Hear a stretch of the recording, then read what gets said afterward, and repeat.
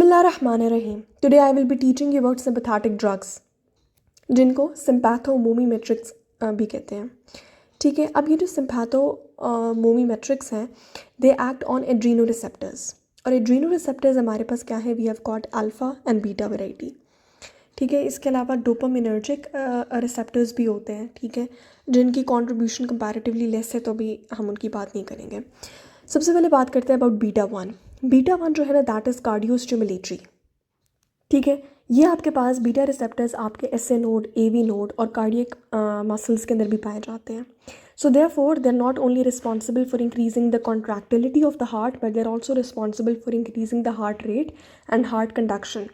ठीक है, तो ये जो इफेक्ट्स होते हैं इनको हम क्या कहते हैं? आइनोट्रोपिक, क्रोमोट्रोपिक, ड्रोमोट्रोपिक। ठीक है, जब कोई भी आपके पास कैटेकोलामीन, कोई भी ड्रग एड्रीनो रिसेप्टर्स में से बीटा वन रिसेप्टर्स पर एक्ट करेगा, तो via the GS stimulatory cascade, ठीक है, जीएस मतलब आपके पास जी प्रोटीन कपल्ड रिसेप्टर के जो कैस्केड होता है, उसके थ्रू ये heart rate, beta one heart rate और कॉन्ट्रैक्टिलिटी को इंक्रीज़ कर देगा। जो बीटा टू है, ठीक है, ये वैस्कुलर या नॉन वैस्कुलर स्मूथ मसल्स की क्या कराता है? डायलेशन कराता है। फॉर एग्जाम्पल अ वुमेन, ठीक है, जो लेबर में गुजर रही है, ठीक है, उसको ये बीटा ऐसे ड्रग्स दिए जाएंगे that will act on the beta two receptors. ठीक है, और अगर कोई पर्सन है, ठीक है, जिसको जो हार्ट फेलियर से गुजर रहा है, ठीक है, उसको हार्ट फेल हो गया, तो in that case will be giving certain drugs that will be acting on the beta one receptors. ठीक है, इसके अलावा बीटा थ्री रिसेप्टर्स भी हैं जो कि लेस सिग्निफिकेंट हैं रिलेटिव टू माय टॉपिक। ठीक है, तो बीटा थ्री जो है ये क्या करते हैं? डिट्रूसर मसल की रिलैक्सेशन करते हैं, they are responsible for thermogenesis. जो बीटा वन और बीटा टू हैं, both of them will be acting through the GS stimulatory cascade, यानी जी प्रोटीन कपल्ड रिसेप्टर का जो स्टिमुलेटरी वाला पार्ट है उस कैस्केड के थ्रू। ठीक है, अब जो अल्फा वन रिसेप्टर्स हैं वो एक्ट करते हैं वाया जी क्यू। ठीक है, जी क्यू वाला पाथवे आप पढ़ चुके हो। कार्डजन की लाइंस हैं, alpha receptor effects are mediated primarily by the trimeric coupling protein GQ. When GQ is activated, the alpha moiety of this protein activates the enzyme phospholipase C, resulting in the release of inositol triphosphate and DAG from membrane lipids. IP3 acts on intracellular IP3 receptors to cause calcium release from the stores in the smooth muscle cells. Direct gating of membrane calcium channels may also play a role in increasing intracellular calcium concentration. Intracellular enzymes are activated by DAG. ठीक है, तो DAG में क्या होगा कि calcium release होगा, जिसकी वजह से वैस्कुलर स्मूथ मसल कॉन्ट्रैक्शन होगी। जबकि प्यूपल पे कुछ उल्टा इफेक्ट देखने में आ रहा है, दैट इज़ प्यूपल डायलेशन। लेकिन ये पता नहीं मैंने कहाँ से पढ़ के देखा था, लिखा था, तो इसको छोड़ें फिलहाल। Concerning my topic is vascular smooth muscle contraction. जबकि अल्फ़ा टू रिसेप्टर्स जो होते हैं वो एक्ट करते हैं via G inhibitory. They are inhibitory to your sympathetic nervous system. Rather अगर अल्फ़ा टू की स्टिमुलेशन होगी तो that will lead to a cholinergic response. Katzung की लाइन्स हैं, alpha two receptor activation results in inhibition of adenylyl cyclase via the coupling protein GI। ठीक हो गया। In case of equal stimulation of alpha one and beta two receptors, ठीक है, अगर एक ऐसा ड्रग है जो कि अल्फ़ा वन को भी स्टिमुलेट कर रहा है और बीटा टू को भी स्टिमुलेट कर रहा है, तो कौन किसकी जीत होगी? अल्फ़ा वन की जीत होगी, अल्फ़ा वन विंस। ठीक है, अब हम लोग सबसे पहले let's talk about directly acting catecholamines. ठीक है, इसमें we'll be starting about epinephrine. ठीक है, एपिनेफ्रीन के बारे में पढ़ेंगे which is non specific in action. ठीक है, अब एपिनेफ्रीन क्या करता है?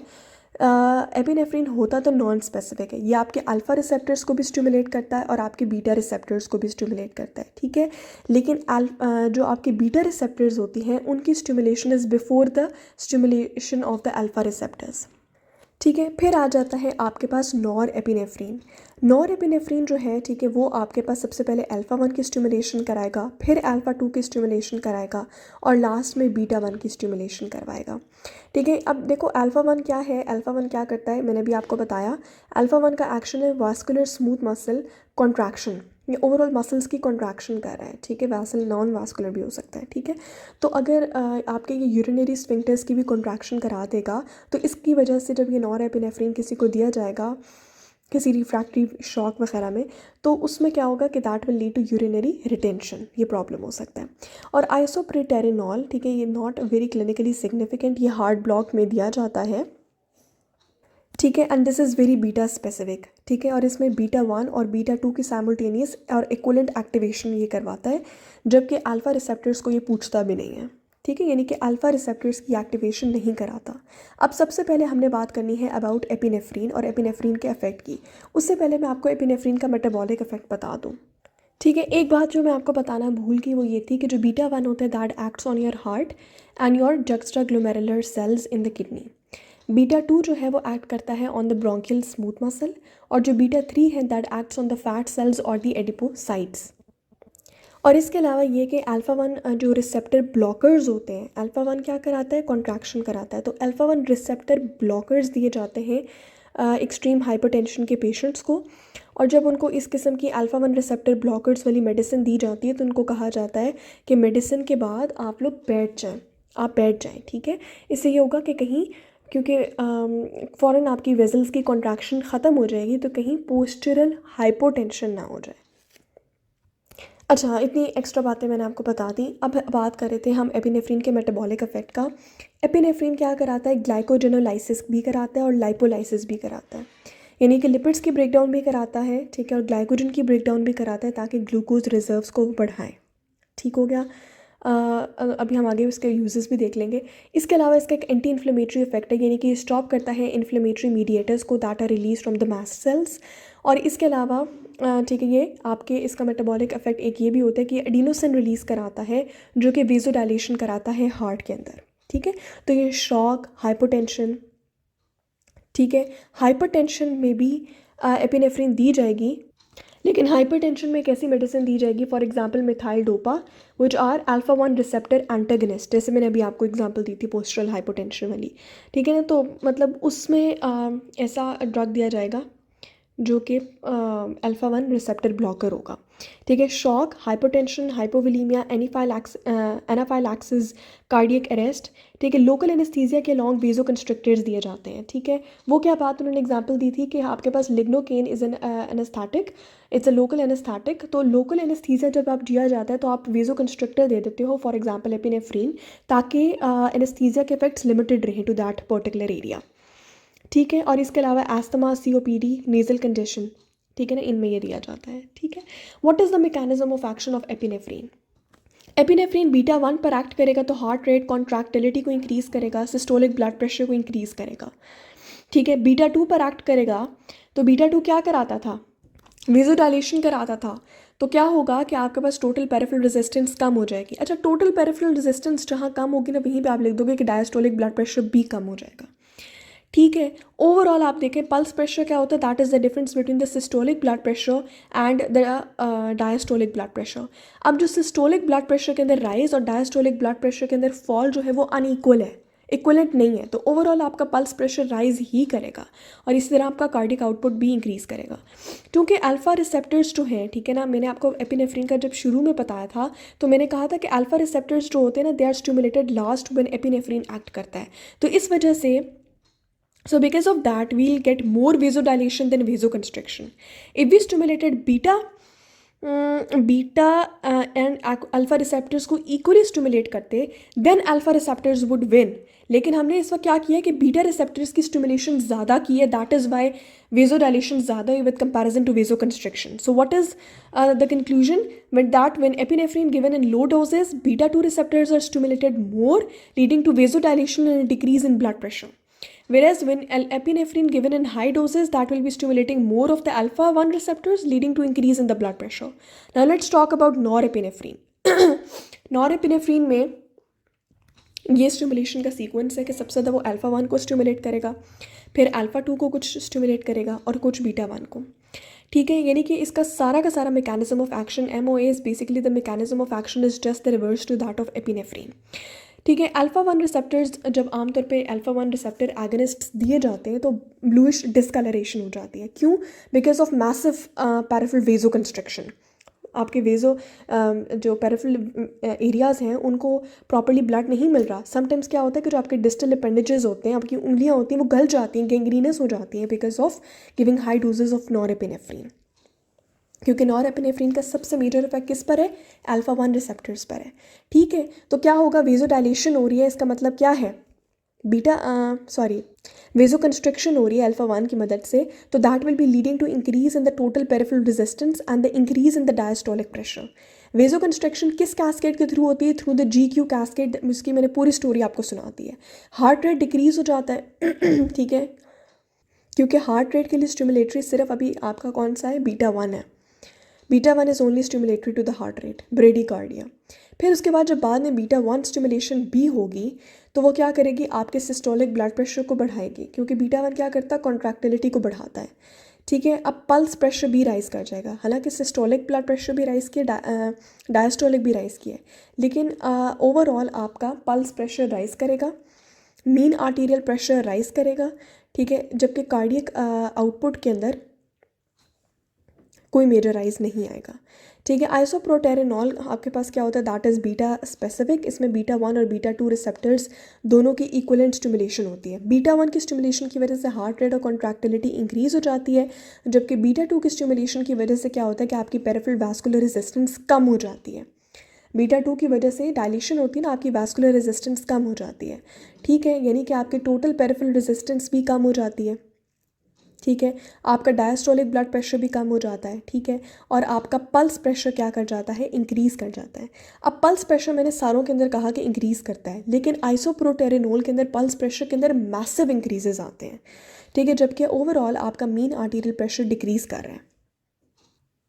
अच्छा, अब ये जो टोटल पेरिफेरल रेजिस्टेंस कम हो जाने की वजह से और डायस्टोलिक प्रेशर कम हो जाने की वजह से एक रिफ्लेक्स टेकिकार्डिया होता है।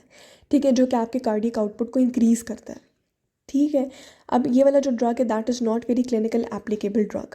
ठीक है, इसके अलावा मैंने आपको बताया ना कि एड्रीनल रिसेप्टर्स में डोपामीन रिसेप्टर्स भी आते हैं। ठीक है, तो अब क्या होता है कि जो रीनल हाइपोपरफ्यूजन हो तो उसमें जो लाइफ सेविंग ड्रग है दैट इज़ डोपामीन, क्योंकि जो एपिनेफ्रीन है that decreases the renal blood flow bye 40%, reducing the urine output.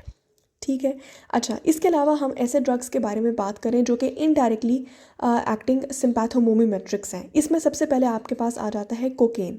ठीक है, जो कि नॉरएपिनेफ्रीन के ट्रांसपोर्टर को इनहिबिट कर देता है। So no reuptake of epinephrine. ठीक है, अब मैं इसको ना मैं आपको बुक से पढ़ के सुना देती हूँ। कोकेन एंड अदर कैटजन की लाइन्स हैं, cocaine and certain antidepressants exhibit another form of indirect action. These drugs inhibit reuptake of catecholamines by the norepinephrine transporter and the dopamine transporter in nerve terminals, and thus increase the synaptic activity of the release transmitter. ठीक है, तो क्या है कि उनका synaptic cleft में वो इकट्ठे होते रहते हैं और उनका रीअपटेक वो नहीं होने देते।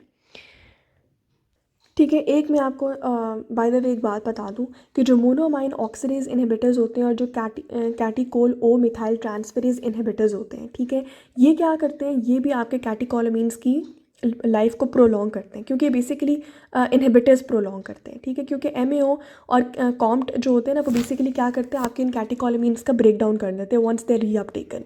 ठीक है, तो जब इनहिबिटर्स होंगे तो वो क्या करेंगे? उनकी लाइफ को प्रोलॉन्ग कर देंगे। तो बुक की ये लाइन्स भी मैं आपको जल्दी से सुना देती हूँ। Monoamine oxidase inhibition increases the stores of catecholamines and related molecules in the adrenergic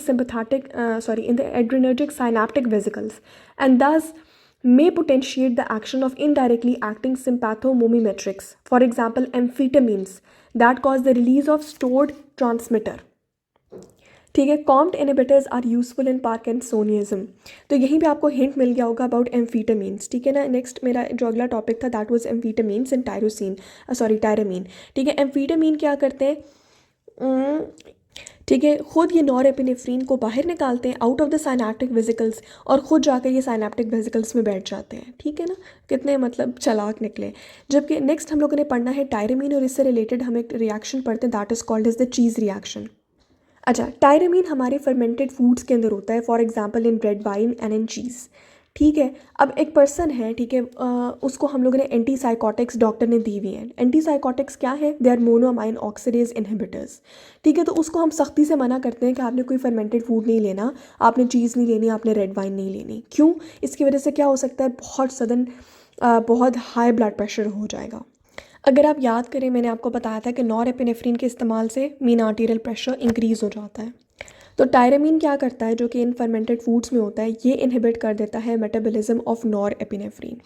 यानी कि नॉर एपिनेफ्रीन को कहता है कि तुम कलेक्ट हो जाए इन द साइनेप्टिक क्लेफ्ट। अगर आप इस पिक्चर पे गौर करो, देखो ये क्या कर रहा है, टायरामीन खुद अंदर तशरीफ़ लेके जा रहा है और नॉर एपिनेफ्रीन को कह रहा है तुम बाहर जाओ। बिल्कुल एम्फीटामीन वाला काम है, ठीक है। और एक तरफ हमने पर्सन को पहले ही मोनोअमाइन ऑक्सीडेज इनहिबिटर्स दिए हुए थे, जो कि क्या कर रहे थे कि नॉरएपिनेफ्रिन का रीअपटेक के बाद ब्रेकडाउन नहीं होने दे रहे थे, यानी ऑलरेडी नॉरएपिनेफ्रिन के अमाउंट को बढ़ा रहे थे, ठीक है, इनसाइड द ब्लड, ठीक है। तो इसकी वजह से बहुत ज़्यादा रिफ्लेक्स किस्म का हाई ब्लड प्रेशर होगा। दिस इज़ कॉल्ड स्टीज रिएक्शन।